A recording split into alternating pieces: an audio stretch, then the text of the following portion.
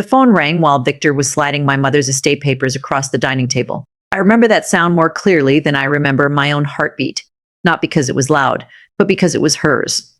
The exact ringtone my sister Lily had used when we were kids, a cheap piano melody she said sounded like a tiny haunted ballerina. My hand froze over the pen. Victor looked annoyed, then impatient, then something worse. Fear. He tried to reach for the phone before I did. I grabbed it first. The screen said L.E. Lee. I stopped reading. Lily had been dead for 14 years. Hannah, a woman whispered the second I answered. Her voice cracked like it had run through fire and winter and grief before it found me. Don't sign anything. Go to Mom's sewing room. Open the bottom drawer. There's a brass key taped underneath. Get it now. And whatever you do, don't let Victor see it. My legs gave out so hard I had to grab the table to stay standing. Victor was staring at me too still, too focused. I wanted to believe it was some cruel prank, but then the voice said, if you think I'm lying, ask me what you hid inside Mr. Whiskers after you broke Mom's snow globe. Only Lily knew that. Only Lily knew I'd stuffed the broken glass into my stuffed rabbit and cried for 2 days because I thought I'd murdered Christmas. But that wasn't the worst part. When I didn't answer, the voice whispered one more thing. Mom didn't die the way he said she did. Victor's chair scraped back so hard it hit the wall. Who is that? He asked, and he was trying to sound calm, but his jaw was clenched so tight I could see the muscle jumping near his ear. Hannah, give me the phone. I hung up and stumbled away from the table. It was spam, I said, and my voice sounded thin and stupid even to me.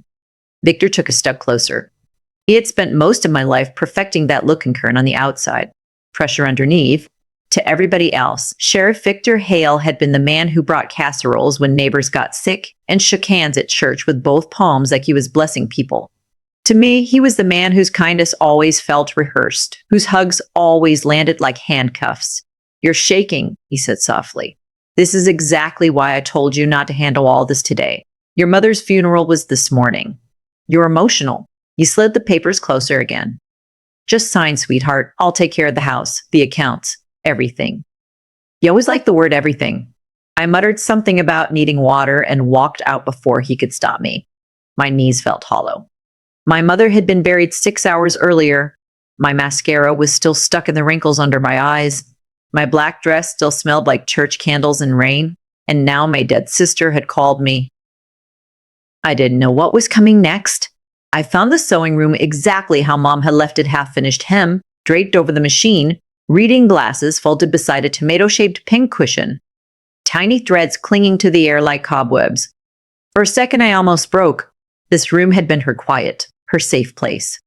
During the last year of her illness, when cancer turned her into someone smaller and paler every month, she spent hours in here pretending life could still be stitched back together.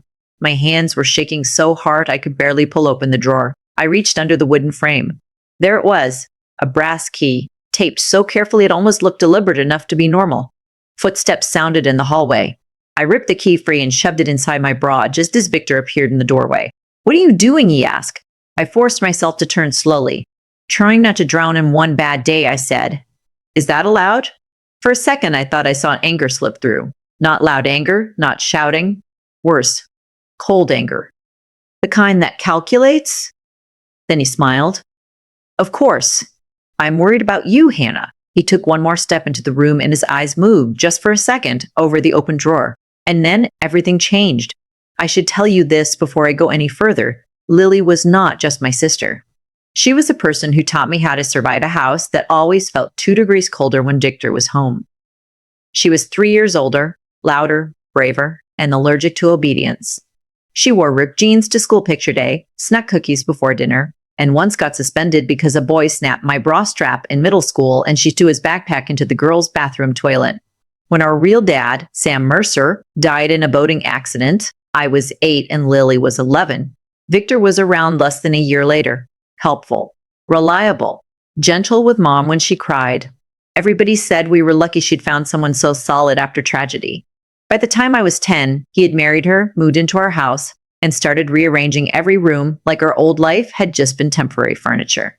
Lily hated him before I understood why. At first I thought she was just angry because she missed Dad. But the older I got, the more I noticed the little things she noticed first. How Victor never raised his voice in public but squeezed Mom's shoulder too hard when she talked too long. How Bill's moved out of Mom's name and into his. How he would joke about Lily being dramatic anytime she challenged him. How Mom got quieter every year he stayed. Then Lily died when she was 19. Victor said her car went off Miller's Bridge in the rain. The river was high. The current was violent. The body was too damaged, too burned, too ruined for us to see. Closed casket, they said. Tragic. Unthinkable. Young life gone too soon. I remember the funeral flowers and the way Mom looked, drugged with grief. I remember Victor holding me while he screamed and thinking even then that his shirt smelled like gasoline. Maybe grief invents details. Maybe trauma sharpens the wrong ones. I told myself that for years. But Lily was gone, and after that, the house became a place where sound was dangerous. Mom stopped singing while cooking. I stopped leaving my room unless I had to. Victor became the center of every decision, every document, every silence. If I cried, he told me to be strong for my mother. If I asked questions, he said I was reopening wounds. So I learned the easiest role in a frightened family, the good girl who doesn't make things worse. But that phone call cracked that role in half. Victor followed me back to the dining room and tapped the estate papers. Anna, he said, patient now, almost fatherly. Your mother wanted me to handle the property. The lake house is falling apart. Taxes are overdue. This is practical. He talked like a banker, but I'd grown up hearing how he bent words until they looked like facts. I can read them later, I said. His face changed again, only a little. You trust me, don't you? There are questions people ask when they already know the answer they need. Before I could respond, my phone buzzed in my hand. A text from Lily. Don't go to the bank. Don't sign. Check Mom's blue Bible. Page 43. My blood went cold because the bank had not come up in our conversation. Victor had mentioned it to no one. But there, next to his elbow on the table, were his car keys and a sealed envelope from First State Bank. He noticed me glance at it. What is going on? He asked. I looked up, and for the first time in years, I didn't lower my eyes fast enough. Something passed between us, a realization. He knew I knew something. I knew I knew something. I knew he knew I knew something. And I swear, in that 1 second, every memory I'd spent years softening to protect myself came back with teeth. I said I needed air and walked out the front door before he could stop me. He called after me once. Just once. Not loud. He didn't need loud. Hannah, come back inside. I kept walking into the rain anyway. What I found next shocked me. I sat in my car with the doors locked and flipped through Mom's blue Bible with wet fingers. Page 143 held Psalm 143, and tucked inside it, folded so flat it nearly disappeared, was a deposit slip for a safe deposit box and a tiny note in Mom's handwriting. If Lily finds you first, trust her. If Victor finds this first, burn everything. I read it 3 times before it felt real. My mother's handwriting had always leaned slightly right, like it was hurrying somewhere polite.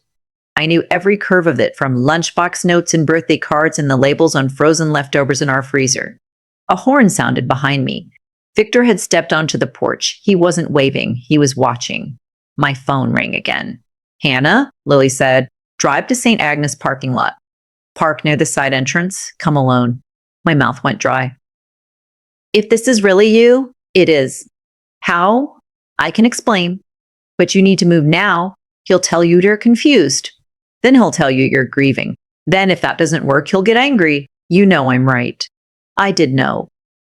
That was the part that gutted me. How do I know this isn't some trap? Her silence lasted a beat. Then she said very softly, the last thing I ever said to you before I disappeared was that I'd bring you back the silver ring from the flea market. You cried because you thought I was leaving forever. I told you, even if I die, I'll still come back and annoy you. I started sobbing so hard I couldn't speak. Hannah, she whispered, he killed Mom. The world narrowed to rain on glass. Then the line went dead. I didn't know what was coming next. I drove like somebody else was holding the wheel. St. Agnes was an old Catholic church on the edge of town, mostly empty now except for Saturday weddings and people who liked silence more than sermons. Lily used to bring me there when Victor and Mom fought behind closed doors. We'd sit on the side steps and eat gas station snacks like exiles. The parking lot was nearly empty when I got there. No Lily. Only an old black sedan, and standing beside it with an umbrella, Margaret Delaney. I almost left right then. Margaret owned Delaney Funeral Home. She had done Lily's funeral. Mom's too. She looked exactly like grief imagined itself. Tall, severe gray hair pinned back so tightly it looked painful, raincoat buttoned to her throat. As a kid, I was terrified of her. Hannah, she said, get in my car. Every instinct in me screamed no. Then she said, your sister is alive, but she can't stay visible for long. Victor has people watching his house. You can trust me. Your mother did. I got into the passenger seat. The first thing Margaret handed me was an envelope. Inside were photocopies of old funeral records, Lily's name on one line. Beneath it, in a blank field where body identification details should have been, there was a note, restricted by sheriff's order. I should have spoken years ago, Margaret said, looking straight ahead. I told myself it was not my place. Then I told myself Victor was dangerous. Then I told myself your mother had chosen silence for a reason. All true, none good enough. My throat burned. What are you saying? Margaret finally looked at me. I never saw your sister's body. The air left my lungs. She was never in that casket, Margaret said. Sandbags were. I think a part of me had already known. Not known in words. Known in the deep animal way, children know when adults are lying but don't yet have the power to prove it. Still, hearing it out loud made the whole world tilt. Then whose funeral? A performance, Margaret said. A well-attended, tragic, efficient performance. Victor had complete control. Coroner, paperwork, police. He said the body was too damaged. Your mother. Margaret swallowed. Your mother said nothing. But the night before the service, she came to me and said, if my youngest ever comes to you and asks if she's crazy, tell her no. I pressed my fist against my mouth because it was the only way to keep from screaming. But that wasn't the worst part. Margaret reached into the glove compartment and pulled out a cassette tape in a clear plastic case. On the label, in Mom's handwriting, were 3 words. For Hannah only. I stared at it like it might explode. She recorded it 2 weeks before she died, Margaret said. She wanted me to wait. She said Lily would know when it was time. Apparently the time is now. I didn't even own a cassette player anymore, but Margaret did. Of course she did. She opened a small portable recorder between the seats, slid the tape in, and pressed play. There was a hiss, static, and then my mother's voice. Not sick. Not weak. Not yet. Tired, yes, but clear. Hannah, if you're hearing this, then something has happened sooner than I hoped. I need you to listen all the way through. Don't let Victor tell you what your own mind knows. Lily is alive. She has been alive all these years. I helped her disappear because Victor was going to kill her. I made a noise I had never heard come out of a human body. My mother kept talking. She said Victor had more control in town than I understood. She said Lily had found documents she was never supposed to see. She said she had stayed quiet because Victor threatened to take me from her too. She said she was sorry every single day. Then the recording clicked and stopped. I stared at the machine. That's it? Margaret frowned and hit play again, same result. The tape ended there. Someone recorded over the rest, she said. My hand started shaking so hard the Bible note fell to the car floor. Who? Margaret didn't answer, because we both already knew.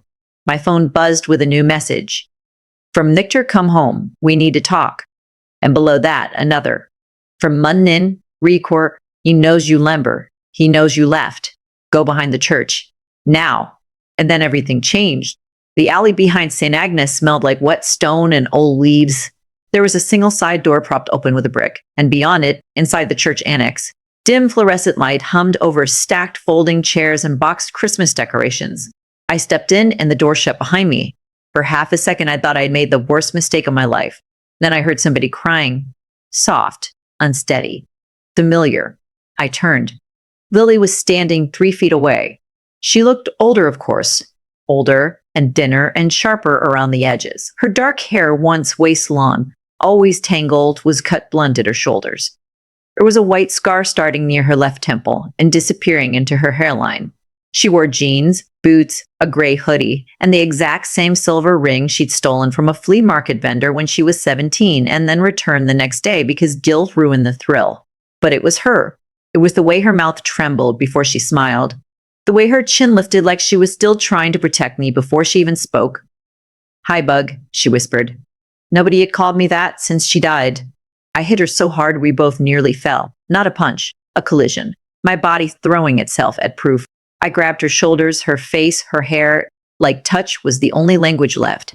I was crying, shaking, half laughing, and half angry enough to bite. You were dead, I kept saying. You were dead. You were dead. You were dead. I know. She was crying too. I know. I'm sorry. I'm so sorry. I'm so sorry. Slapped her arm. Then I hugged her again. Then I slapped her other arm. She let me. She deserved worse, and we both knew it. But when I touched the scar near her temple, she flinched, and all my anger collapsed into terror. Who did that? Her face changed. Victor. I didn't know what was coming next. We sat on the floor between dusty nativity boxes while rain pounded the annex roof. Margaret stood guard outside the room like a tired saint with a funeral home license. Lily told me the story in pieces because full truth, after years of lies, doesn't go down clean. When Lily was 19, she'd been planning to leave town for good. She'd gotten into a college 2 states away and hidden an acceptance letter in her mattress because Victor kept opening her mail.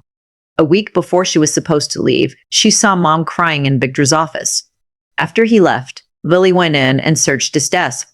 That's when she found copies of trust documents in our dead father's name, forged transfers from Mom's inheritance, and an old insurance policy on Sam Mercer that had tripled after his accidental death on the lake. I confronted Mom first, Lily said. I thought she was helping him steal from us. She wasn't. She was trapped.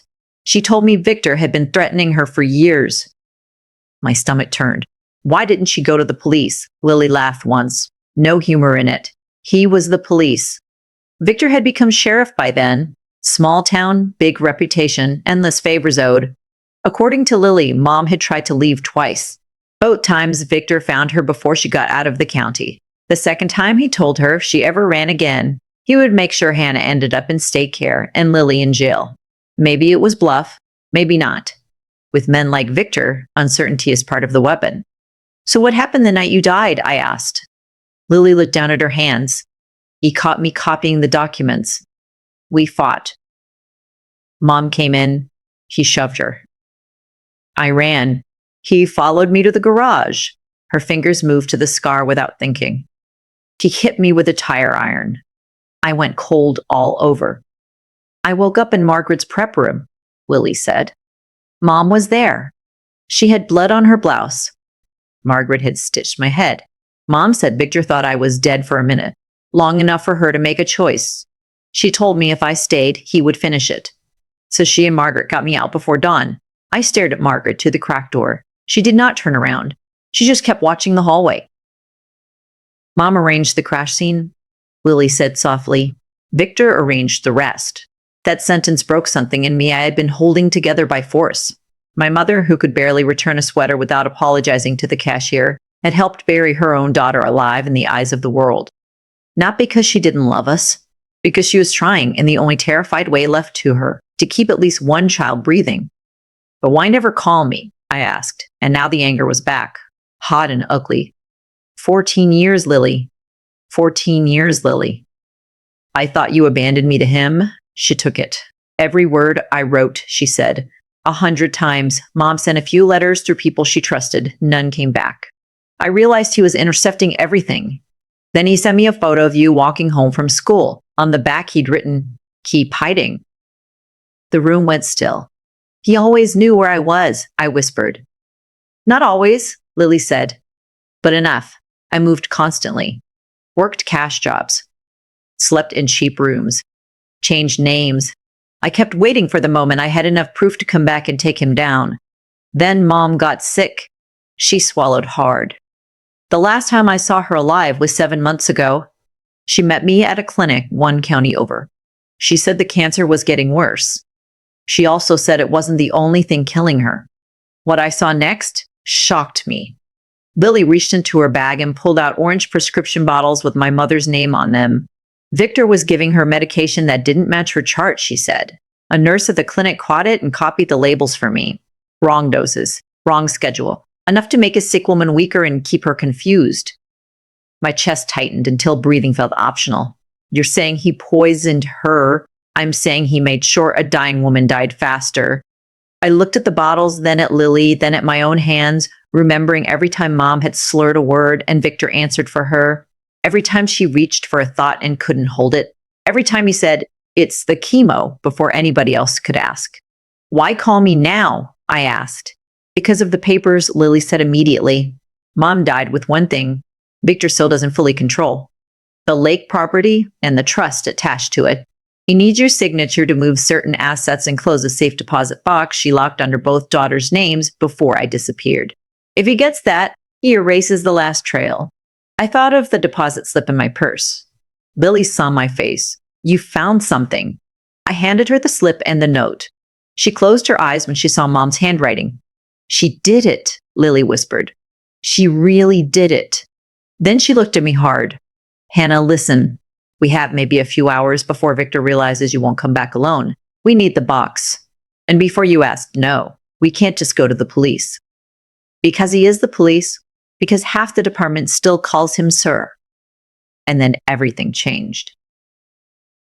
We drove in Margaret's car because Victor would recognize mine. The bank was 20 miles away in a neighboring town, the kind of place where people still decorated storefronts for holidays nobody took off work for. The whole drive, I kept looking at Lily in the backseat through the mirror just to make sure she was still there. She looked at me the same way. When we got to First State, Margaret walked in first to check for trouble. Lily stayed low. I kept my sunglasses on, even though the sky was dark as wet steel. I felt ridiculous until I saw Victor's truck pass the intersection 2 blocks over.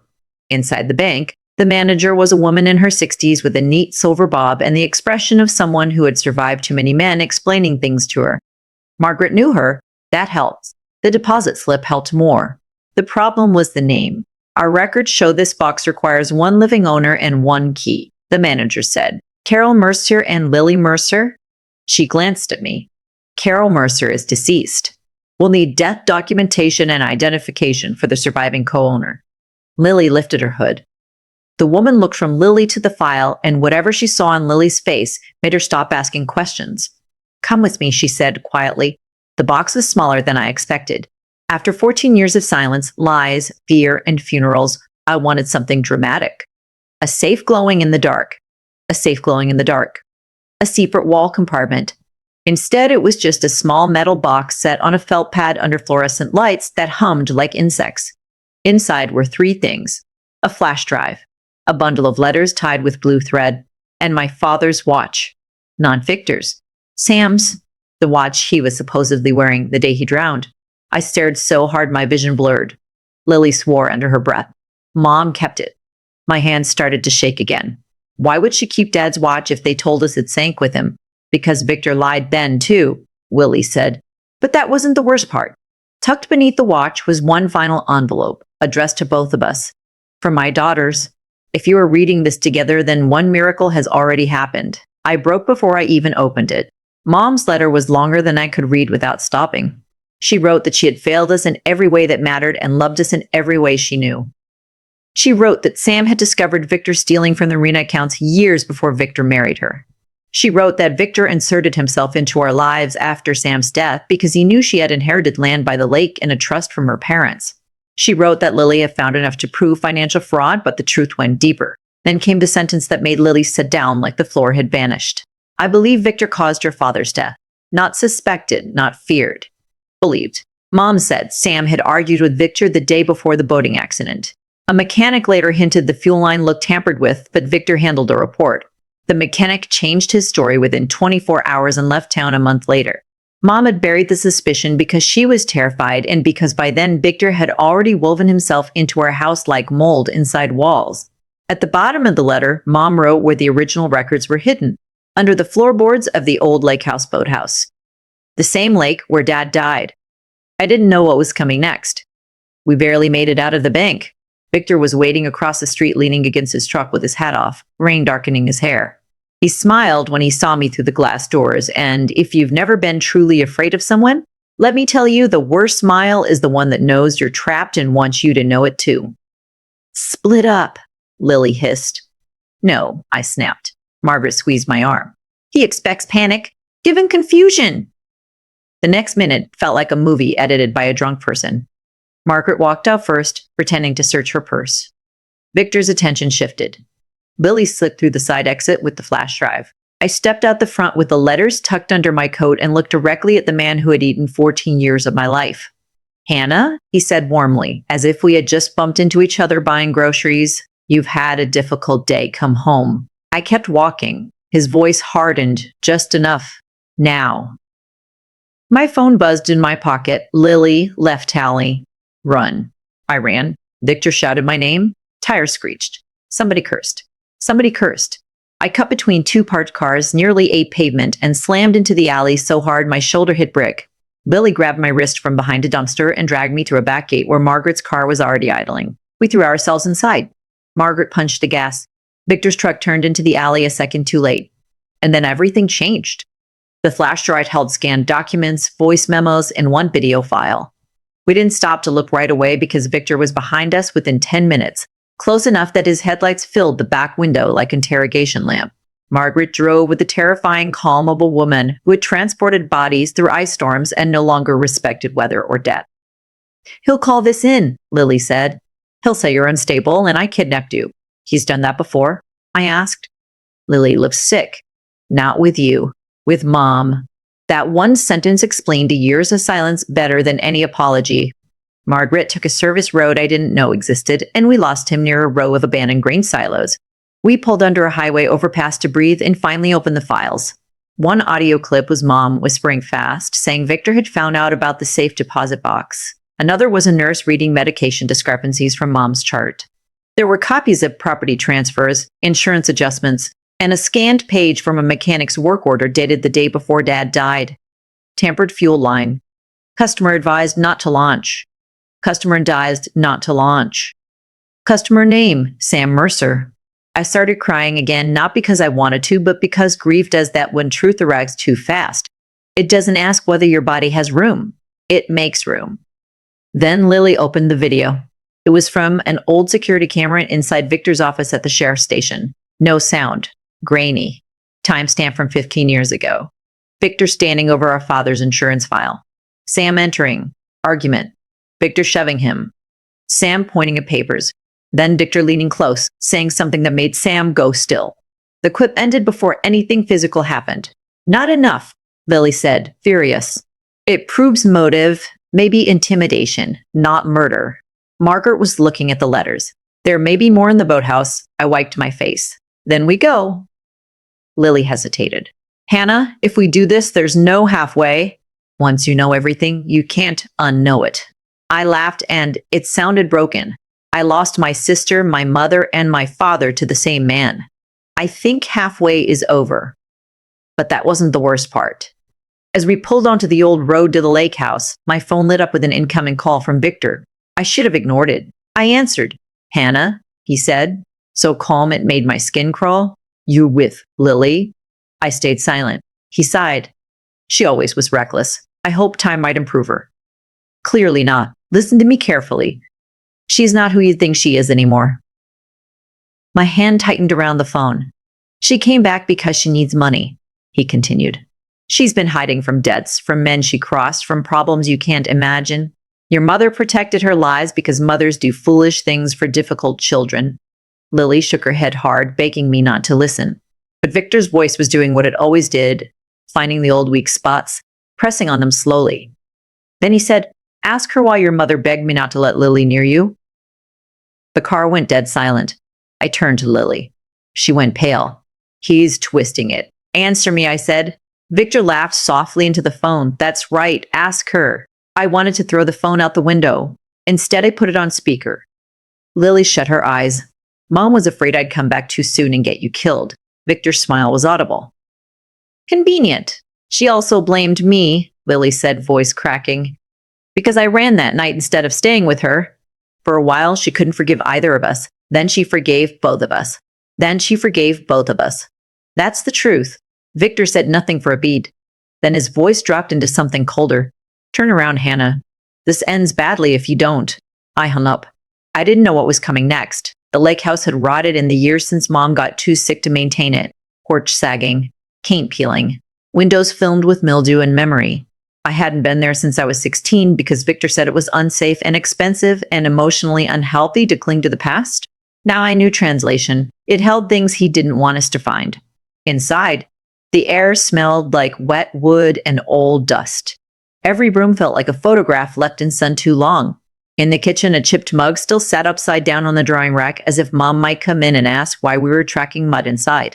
Willie touched the fridge handle and had to pull her hand away. "We don't have time," Margaret said gently. The boathouse floorboards were swollen from years of damp.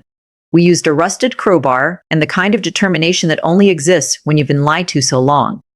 The truth feels like oxygen. Under the third plank from the back wall, wrapped in oilcloth, we found a ledger, a second flash drive, and a sealed manila envelope. The envelope held photos. Dad's boat. Close-ups of the fuel line. Victor's truck near the dock before sunrise. The kind of evidence that doesn't scream until you put it beside the lies. The ledger was worse. Names, dates, transfers, insurance payouts, loans tied to properties owned by widows and elderly men Victor had helped. It wasn't just our family. He'd been feeding on vulnerable people for years. "What is this?" I whispered. Margaret answered, "A pattern." Billy opened the second flash drive. There was one file only, a video recorded by my mother. What I saw next shocked me. Mom filled the screen, sitting in the sewing room, thinner than I remembered her ever admitting she was. Her hands were folded so tightly in her lap the knuckles looked white. "If this reaches my girls," she said, "then I am gone. And either Victor failed to find it or one of you was brave enough to beat him." Her voice shook, but she kept going. She said Sam had confronted Victor over theft at the marina and threatened to report him. The next day, Sam's boat exploded. She said Victor comforted her, moved into our orbit, and made himself necessary. She said by the time she understood what kind of man he was, she was already tied to him financially, socially, legally, and through fear. She admitted helping Lily disappear. She admitted lying to me. She apologized for every birthday, every grave, every empty year. Then she said the thing that split the room open. "Hannah, you were there the morning your father died." I couldn't feel my hands. Mom kept talking. She said Victor didn't know I had seen him at the dock because I was hiding in the back seat of Dad's truck, planning to surprise him with the lucky fishing lure Lily and I bought him. I got scared when grown men started arguing, so I curled down and stayed quiet. After the explosion, Victor found me crying near the reeds. He told everyone he found me wandering later on the road. For years, he kept asking what I remembered. I said almost nothing. Trauma did the rest. And suddenly, like a lock snapping open, memory flooded back. Red gas can, Victor's boots on wet boards, my father shouting, "You're done," a hand over my mouth. Victor kneeling in front of me after the blast, stood on his cheek saying, "You didn't see anything, Hannah. You understand me? Nothing." I screamed. I don't remember deciding to. I just did. It tore out of me so hard my whole body folded. Willie was on me instantly, holding my shoulders while I shook. Margaret turned away, getting us privacy I no longer knew how to use. "She knew," I gasped. "He knew I was there." Lily's face turned white with rage, but that wasn't the worst part. Mom's video had one final piece. "If Victor loses control of Hannah," she said, looking straight into the camera, "he will try to make her seem unstable.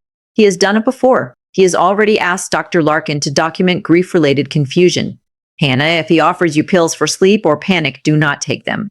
I found unlabeled tablets in his desk. He plans to do to you what he did to me." My blood ran cold, because 2 nights before Mom's funeral, Victor had handed me a small white bottle and said I needed rest. I had taken 2. The room swayed as I realized how close I had already been to disappearing without understanding why. Billy saw my face. "You took them?" "Only twice." Her eyes filled with fury so sharp it looked holy. He was already starting. The windows of the boathouse rattled. A truck door slammed outside. And then everything changed. Victor's voice cut through the storm. "Come out." Margaret moved first, fast and calm. She killed the lantern, shoved the ledger at me, and whispered, "Phone. Record. Whatever happens, keep him talking." Lily picked up the crowbar. "No," I said. She looked at me. "You hit me with a tire iron, Hannah. I know. I'm not running this time." The front of the boathouse shook with one brutal kick. Victor again, louder. "I know you're in there. Don't make this uglier." Rain hammered the roof. My heart felt like it was breaking itself against my ribs. Margaret pulled out her phone. "Service is weak, but I sent the files to Noah Reed at the State Bureau 10 minutes ago. If he got them, help is coming. State Bureau, not town police." For the first time that day, hope flashed. 10 minutes may be too long, Lily said. Victor kicked the door again, splintering the frame. Hannah! Don't let that girl drag you into her sickness. Your mother spent years protecting you from her. I almost answered. Then I remembered every time he had told me what somebody else meant. Every time he explained my own life back to me until I doubted my senses. Every time I shrank so other people could stay comfortable. Something in me stood up. Not physically. Deeper than that. I handed the phone to Margaret so she could keep recording with a better angle. Then I walked to the door. Hannah, wait, Lily started. No. I opened it. Victor stood in the rain with no umbrella, no hat, no kindness left on his face. He looked older than he had that morning. Meaner too, now that performance no longer helped him. Water ran off his jaw. His eyes flicked past me, counting shapes in the dark. There you are, he said. You murdered my father. He blinked once. That was all. So that's what this is. You poisoned my mother. She was dying. You buried Lily alive. His mouth tightened. I saved this family from chaos. I laughed in his face. Actually laughed. I think that surprised him more than the accusations. Behind me, I could feel Lily standing ready. Margaret somewhere to my left, silent and steady. Victor took one step forward. You don't understand half of what you think you found. Then explain it, I said. I didn't know what was coming next. Maybe he heard the challenge. Maybe monsters always won an audience before the end. Whatever it was, Victor stopped and looked at me like he was disappointed I had turned out harder to break than expected. Your father was a fool, he said. He was drowning in debt and threatening to drag everyone down with him. Your mother would have lost the house, the land, everything her parents built. I fixed a problem. The air left my body. Lily made a sound behind me, but I held up my hand. Victor kept going. And Lily? Lily was exactly like him. Reckless. Emotional. Always two bad decisions from ruining your mother's life. She found documents she didn't understand and forced a crisis before I was ready. Your mother chose survival. Smart woman. I whispered, you tried to kill her. He shrugged. I managed a decline already happening. Those words, that shrug, that casual theft of human life. Something clean and furious snapped into place inside me. You drugged me too, I said. His eyes narrowed, and that was answer enough. You're exhausted, he said. Impressionable. If necessary, yes, I would have arranged treatment. Quietly. For your own good. For my own good. Hannah, look at what's happened since this girl came back. You're hysterical. You're paranoid. You're standing in a storm accusing me of murder based on old papers and the fantasies of two unstable women. Margaret stepped into the doorway then, all 6 feet of funeral black certainty. 3, she said. There are 3 women here. Victor's face changed when he saw her, truly changed. You. I should have buried you instead, she said. That was when he reached for the gun at his back. Everything exploded at once. Lily swung the crowbar. Victor dodged and grabbed her wrist. I slammed into his side before I even thought about it. We all went down in mud and rain. The gun flew somewhere into the dark. Victor hit me hard enough that stars burst behind my eyes, then shoved Lily into the boathouse wall. She gasped and dropped the crowbar. He turned toward her with murder written plain across his face. No, I screamed. I grabbed the first thing my hand found, a rusted flare gun hanging by the dock door, and aimed it with both shaking hands. Victor froze. Not because he feared me. Because for the first time in my life, I think he saw I feared him less. Move away from her, I said. He smiled, bloody and unbelieving. You won't. My thumb clicked the hammer back. I saw you at the dock, I said, and my own voice sounded strange to me, steady, low, old as the part of me that survived him. I remember now. That hit him.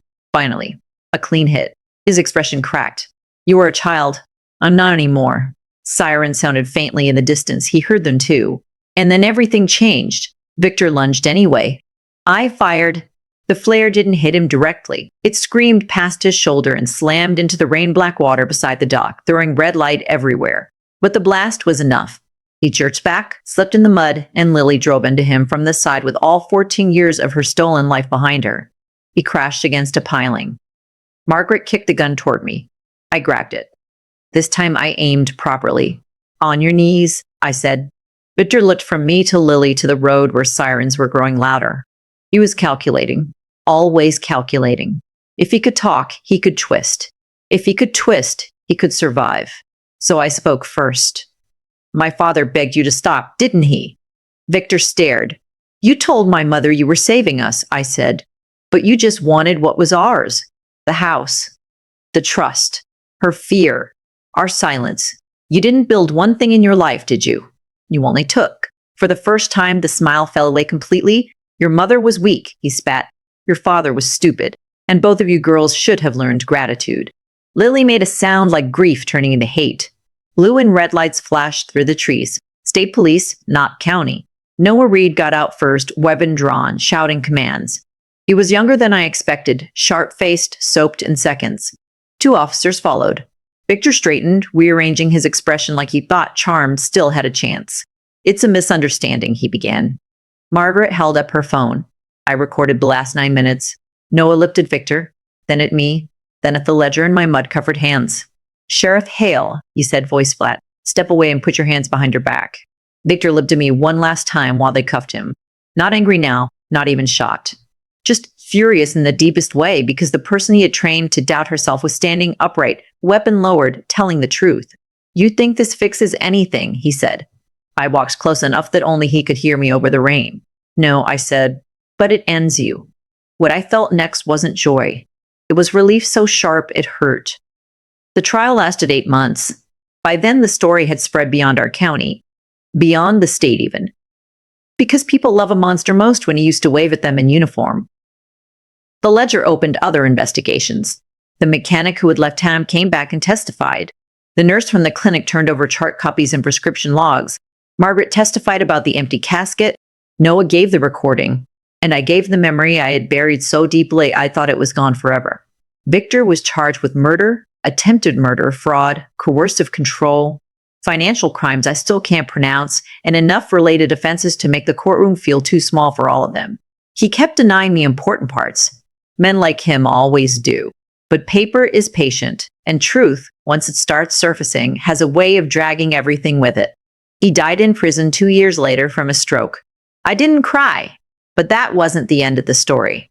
The real ending started with Lily moving into my apartment, and both of us realizing we had no idea how to be sisters in daylight.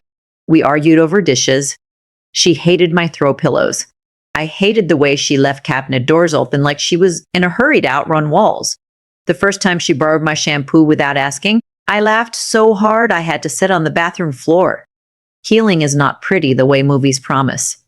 It's awkward and repetitive and sometimes embarrassing. It's waking up from a nightmare and having somebody in the next room who knows exactly why you can't breathe. It's learning that anger doesn't vanish when justice arrives. It just stops being the only thing holding you up. I went to therapy. Lily did too. We visited Mom's grave together for the first time on a cold morning in October. For years I had stood there alone, furious with everyone. That day I knelt and placed her favorite white carnations against the stone and finally let the whole truth sit inside me. She had failed us. She had loved us. Both were true. Lily touched the headstone and whispered, "You did the wrong things for the right reason." I added, "And we're still here." The lake house was eventually sold, but not before we spent one final weekend there. We cleaned out drawers, opened windows, and let ourselves remember the version of that place that existed before violence claimed it. In the boathouse, we found one more small thing hidden in a tin box under an old shelf. The silver ring Lily had promised me the night she disappeared. She pressed it into my palm. "You still owe me 14 birthdays," I said. She smiled. "I know, I've got a list." And then everything changed in the quietest way possible. One night, months later, my phone rang while I was folding laundry. Same haunted ballerina ringtone. I looked up from the couch, and Lily, who was in the kitchen burning garlic bread like it was a family tradition, shouted, "Are you getting that, or should I come die again?" I laughed so hard I almost dropped the basket. That sound the laugh healed more in me than any verdict ever did. People still ask me what it felt like to get a call from my dead sister. They lean in when they ask, like I might tell them something supernatural, something eerie, something they can package into a campfire story and carry home with them. But the truth is sadder and stronger than ghost stories. My sister was never dead. She was buried under lies, fear, and the convenience of a town that trusted the wrong man. What came back to me that day was not a ghost. It was evidence, memory, love that had refused to rot even in the dark. If there's a lesson in any of this, it's not that evil hides well. We already know that. It's that evil survives by teaching good people to doubt what they feel, what they see, what they remember. It survives in silence, in politeness, in fear of making things worse. The moment I stopped asking whether I was overreacting, crazy, too emotional, too broken, that was the moment his power began to die. I still keep Dad's watch at my nightstand. I still have Mom's blue Bible with page 143 folded at the corner. And when Lily calls me now, I answer every single time, because some voices do not come back from the dead to haunt you. They come back to lead you home.